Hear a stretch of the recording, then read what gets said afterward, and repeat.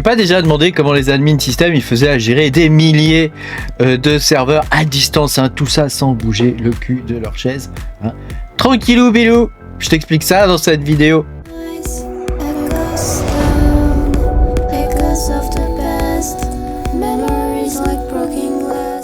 Bonjour les amis, je suis très content de vous retrouver aujourd'hui pour cette nouvelle vidéo où on va parler de SSH et principalement d'ailleurs d'Open SSH.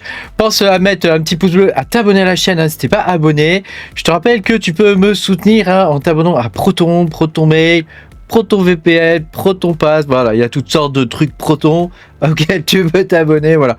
Moi-même, je suis un utilisateur de Proton, j'ai toute ma messagerie cryptée sur Proton et j'en suis très heureux. Alors, on va pouvoir commencer. Donc, SSH, c'est la base d'Internet. Ça permet de se connecter à distance et de gérer un nombre incalculable de serveurs en même temps, même parfois. Je vais te montrer ça dans cette vidéo. On va pouvoir voir un petit peu aussi quels sont les meilleurs clients SSH actuellement. C'est le but de cette vidéo. Quel est le meilleur client SSH actuellement? Tu vas voir. Il y a quand même pas mal de concurrence. Et pendant longtemps, il n'y a rien eu. Mais en ce moment, je trouve qu'il y a de plus en plus de clients SSH qui sont vraiment intéressants. Alors, SSH, ça a été inventé dans les années 90. À la base, si tu veux, tout le monde utilisait Telnet. Moi-même, j'étais un aficionado de Telnet. Telnet, c'était vachement bien, même pour tester les ports SMTP et tous les protocoles type ASCII, tous les protocoles texte. Bon voilà, Telnet c'était vraiment très très bien. Il y avait aussi Airlogin qui était un peu moins connu. Et tout ça faisait transiter joyeusement ton mot de passe en clair sur le réseau. Donc c'est un peu cauchemardesque parce qu'il suffisait qu'il y ait quelqu'un au milieu qui écoute ce que tu fais, un man in the middle comme on dit, qui écoute ce que tu fais pour capter ton mot de passe pour te connecter à ce serveur extrêmement sécurisé. Même Windows à un moment donné avait un serveur Telnet. Alors je sais pas si ça existe encore dessus, mais c'était quand même la fête quoi. Alors depuis ils ont inventé, une entreprise privée a inventé un protocole de cryptage et de communication qui s'appelle SSH. Malheureusement, ce protocole était quelque chose qui était propriétaire et donc c'est le projet OpenBSD. Je sais pas si tu connais les systèmes OpenBSD, faudrait peut-être que je vous fasse une vidéo dessus. Moi, je les utilise au niveau professionnel, mais voilà, après c'est à voir. C'est peut-être pas pour le kidam quoi.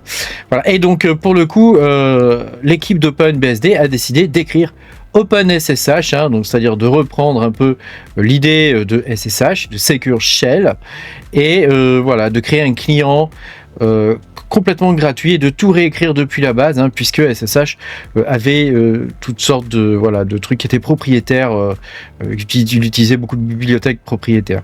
Donc on retrouve maintenant OpenSSH partout, sur tous les systèmes, Windows, Linux, BSD, enfin tous les BSD, évidemment, il y en a plusieurs des BSD, Unix, macOS, Windows, enfin voilà, même Windows maintenant il a SSH, il y a un client et un serveur SSH, ça c'est quand même assez fou quand même. Évidemment l'idée de cette vidéo c'est qu'on compare les clients, quel est le meilleur client SSH qu'on peut utiliser, donc je vais arrêter de te saouler quand même avec l'histoire de SSH parce que finalement quelque part on s'en fout, c'est voilà, l'idée c'est d'avoir le meilleur client du monde et quel est le meilleur client pour toi. Donc j'espère que tu vas découvrir des clients. Moi-même j'en ai découvert un il n'y a pas très longtemps qui est vraiment très très bien. Donc le vénérable client c'est Putty, P-U-T-T-Y, donc c'est ça vient surtout du TTY, tu vois. Tu le télécharges avec Download Putty, voilà, et puis tu peux aller le chercher. Donc moi je l'ai ici dans mon explorateur. Il est facile à lancer. Donc tu tapes donc la machine sur laquelle tu veux te connecter. Donc moi j'en ai une comme ça de test, voilà. Tu choisis évidemment ici SSH. Tu peux aussi te connecter en série, parce que la plupart de ces logiciels, ils fonctionnent aussi pour les connexions série. Et certains des logiciels qu'on va voir font du Telnet, du Airlogin aussi. Tu sais, Airlogin, je t'en ai parlé, Telnet aussi. Voilà. Et puis il y a d'autres types de connexions, bon, c'est un peu moins. Donc là, je rentre mon nom d'utilisateur. Voilà, et ensuite je rentre mon mot de passe. Toc. J'espère que je me suis pas trompé. Ah bah si, je me suis trompé. Je suis allé trop vite. Voilà. C'est comme ça. Mais c'est peut-être pas le bon mot de passe que j'ai rentré. Attends, on va essayer celui-là. J'en ai plusieurs. Ah, magie, je suis connecté. Je suis connecté au serveur. Alors tu vois, effectivement, c'est quand même très très succinct hein, ce qu'il y a ici, hein, donc tu fais un ls, hein, bon voilà, c'est quand même vraiment la base de la base. Hein. Si on va par exemple dans Monero, je fais un ls ou un ll, voilà, tu vois les couleurs et tout, ça reste quand même extrêmement simple hein, et c'est assez rudimentaire, faut dire. Hein. Donc pour le coup, tu peux pas copier des fichiers, des trucs comme ça. Tu vas voir, il y a des clients maintenant beaucoup plus puissants. Alors le vénérable aussi, Moba Xterm, hein, qui est utilisé quand même depuis de très nombreuses années. Hein. Moi je l'ai utilisé pendant longtemps. Il fonctionne très bien. Il te permet assez facilement de faire des fonctions très avancées. Alors je vais le lancer, tu vois, il est dans la section outils, tu vois. Hop, tools ici et j'ai une fenêtre Moba Xterm. Où c'est qu'il est? Il est là. Voilà, je vais le lancer, tu vas voir. Et voilà, tu peux te connecter à toutes sortes de serveurs. Hein. Donc là, par exemple, on va se connecter. Attends, ouais, sur celui-là, je sais pas s'il est. Ouais, si, voilà, il est. Voilà. Hop, voilà. Et là, on est connecté. Donc évidemment, là, tout de suite, tu vois, ça n'a plus rien à voir. Hein. Si je fais un LL, voilà, tu vois, il y a des couleurs un petit peu plus, quoi. Voilà, c'est quand même un peu mieux que l'autre. Surtout, c'est plus gros. On a accès aux fichiers à distance directement sur le côté, donc tu vois c'est quand même très pratique. Tu peux aussi te connecter à plusieurs machines en même temps et exécuter des commandes sur plusieurs machines en simultané. Donc ça c'est quand même quelque chose qui est très intéressant et moi c'est quelque chose que j'utilise véritablement tout le temps. Alors celui-ci est extrêmement complet, hein. Tu peux splitter l'écran, tu vois. Hop, deux terminals. Donc ici, tu as un second terminal que tu peux ouvrir. Voilà, bon, tu peux faire quand même. Il y a beaucoup d'options qui sont très simples, dont le multi-exec. Tu cliques sur multi-exec et ça te permet d'exécuter des commandes en simultané sur plein de fenêtres en même temps. Hein. Donc ça c'est quand même cool. Et il gère aussi toute la partie serveur X. Donc tu peux exécuter par exemple Firefox à distance et l'avoir sur ta machine. Hein. Donc tu vas avoir la partie graphique à partir du moment où tu as un serveur X qui est installé de l'autre côté. Donc ça c'est quand même ultra cool. Voilà, Moba Xterm c'est un de mes préférés. Malheureusement, Moba Xterm il est payant. Et pour le coup, bah, comme c'est payant, voilà, tu es limité à 12 bignou, donc bon, tu vois, tu te fais vite le tour, quoi. Hein. C'est pas avec ça que tu vas gérer des milliers de machines. Hein. Voilà, un autre hein, qui est très connu et que je plébiscite, que j'utilise beaucoup, c'est Tabi. Tabi.sh, qui est vraiment très bien. Facile à prendre en main. Je vais te montrer, hein, parce que là, j'ai pas mal de machines de connecter. Bon, on va pas rentrer vraiment dans les détails du logiciel, mais tu peux gérer énormément de choses, y compris le nombre de terminaux que tu peux avoir. Et surtout, regarde, je fais Maj CTRL I et je peux exécuter des commandes sur de multiples machines juste avec un raccourci clavier. Hein, c'est vraiment très simple et ça marche très bien. Et au niveau des couleurs, tu vois, on est pas mal au niveau du terminal. Ça s'affiche bien, on est bien.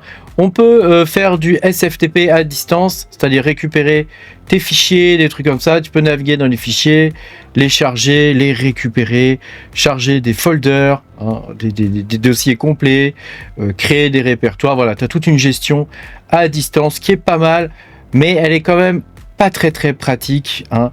Et puis voilà, tout ce qui est redirection de port, serveur X, etc. c'est un petit peu plus limite. Quand tu dois travailler de façon concentrée sur une machine et que tu dois faire du web et des choses comme ça, tu es obligé de basculer sur le web à côté. Donc toc, tu ouvres ton web, tu reviens, tu retournes sur ton web, tu reviens, voilà, ça peut vite être fastidieux. Un autre logiciel que je voudrais te présenter, c'est Wave, wave.dev. Alors je le trouve vraiment fantastique, hein. Donc il fonctionne exactement comme l'autre, hein, tu vois. Si je fais CTRL Maj et que je fais I, je peux contrôler les deux en même temps, tu vois. Il me passe multi input on, tu vois. Donc ça c'est quand même vachement bien. Je peux faire des ls, ll, regarde, fantastique, ça s'affiche très bien. Voilà, tu peux sur le côté, tu peux ouvrir les fichiers de la machine sur laquelle tu es. Donc tu vois, il y a quand même beaucoup de trucs. Hein.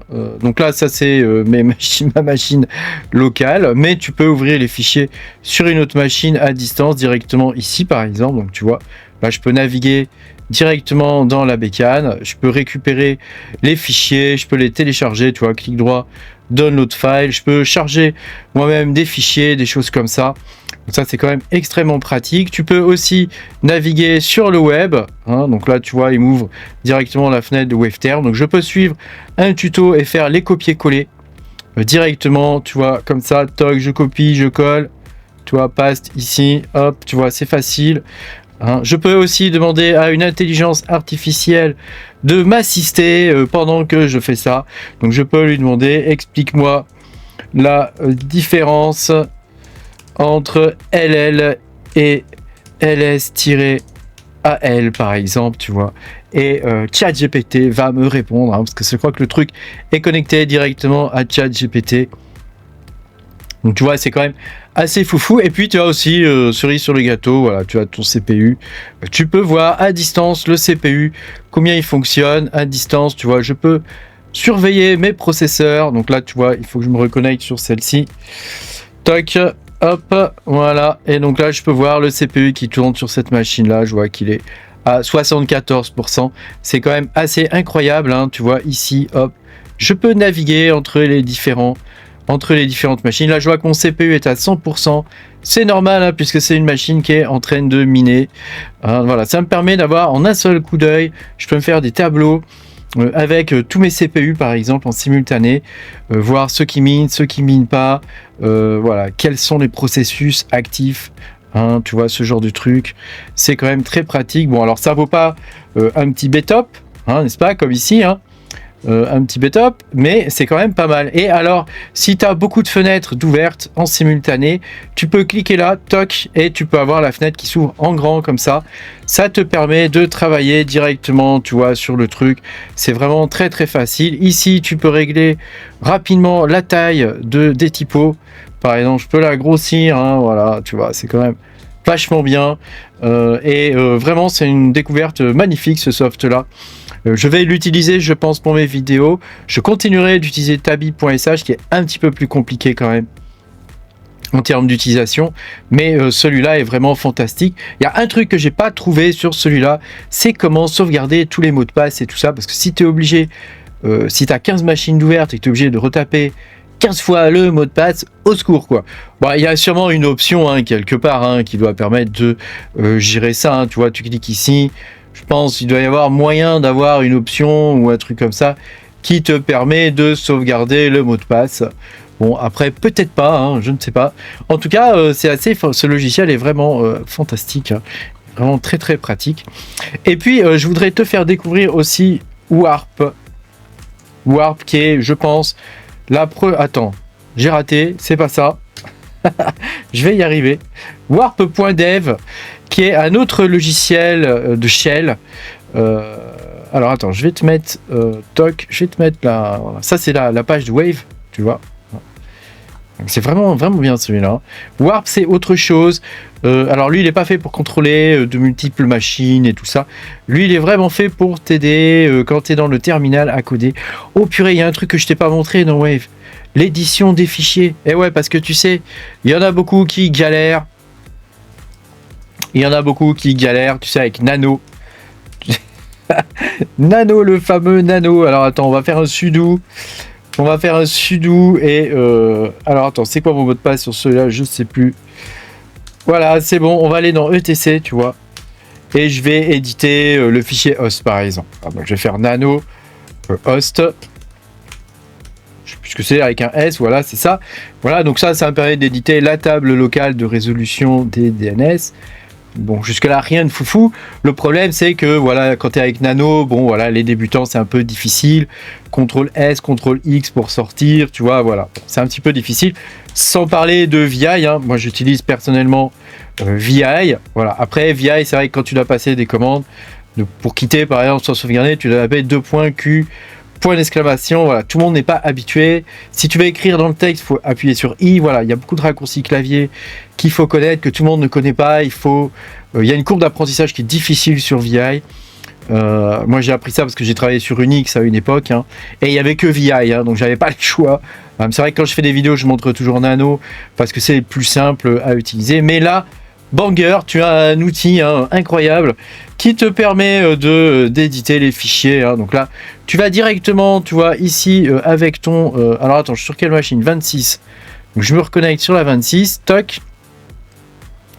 On va aller éditer un fichier, par exemple le bash RC, et regarde, j'ai un éditeur, tu vois, regarde, j'ai un éditeur de fichiers contrôlable à la souris, je peux me mettre là, faire des entrées, tout ça, voilà, je peux faire tout ce que je veux, ajouter par exemple coucou, c'est moi, il y a même l'autocomplétion, la recherche, CTRL F, tu vois, paf, il y a la recherche qui sort, le remplacement ici, c'est quasiment l'équivalent d'un VS Code là, quasiment, tu as même le truc ici, tu appuies sur Save pour sauvegarder, toc, et voilà, c'est sauvegardé, donc là, si je quitte le fichier, et ben, je peux revenir dedans, il va m'avoir sauvegardé le truc, tu vois, ici, donc bon, je vais peut-être enlever le coucou c'est moi, parce que ça n'a pas grand intérêt dans mon bash RC, mais... voilà, et le CTRL S fonctionne, les raccourcis que tu as l'habitude de connaître sous VS Code fonctionnent. Donc, tu vois, c'est quand même incroyable, et tu as vu la fonction, paf, pour grossir. Alors, je ne maîtrise pas encore complètement celui-là, mais il est vraiment très très bien. Alors oui, j'allais te présenter un autre logiciel qui est Warp, je sais pas comment on dit Warp en anglais. Warp. Donc celui-là, il est dopé à l'intelligence artificielle. Donc il est pas mal, alors il s'utilise plutôt en local plutôt qu'à distance, et il te permet de coder, de faire des tas de trucs, de déployer ton projet à distance. Tu peux lui apprendre comment déployer ton projet à distance, donc ça c'est vraiment plus pour les développeurs celui-là. Tu peux installer toutes sortes de binaires voilà, dessus, donc là on peut lui dire quel binaire je veux installer, je sais pas moi, Winget upgrade Discord par exemple, tu vois, tu vois, il autocomplète et tout, voilà, il fait des tas de choses qui sont pas mal, voilà. Après c'est pas un banger comme Wave, Wave il est vraiment très très bien. Je te dis, le seul truc que j'ai pas bien compris, c'est au niveau de la sauvegarde des mots de passe, je sais pas trop comment il gère ça. Voilà, toi-même si tu veux créer, tu vois, des trucs, tu dois aller là-dedans et faire éditer les connexions. Tu vois, mais est-ce qu'on peut ajouter des mots de passe et des choses comme ça? Je ne sais pas. En tout cas, les connexions sont gérées dans un fichier. Donc bon, à voir, à voir. J'espère que cette vidéo t'aura appris des trucs. Moi, je travaille beaucoup sous Linux. J'utilise beaucoup Linux, aussi bien professionnellement que pour m'amuser dans le minage de crypto. Donc c'est vrai que voilà, avoir un logiciel de terminal agréable à utiliser, c'est important, je pense. Merci beaucoup d'avoir regardé cette vidéo. Pense à mettre un petit pouce bleu, à t'abonner à la chaîne, et je te dis à bientôt pour de nouvelles aventures. Salut!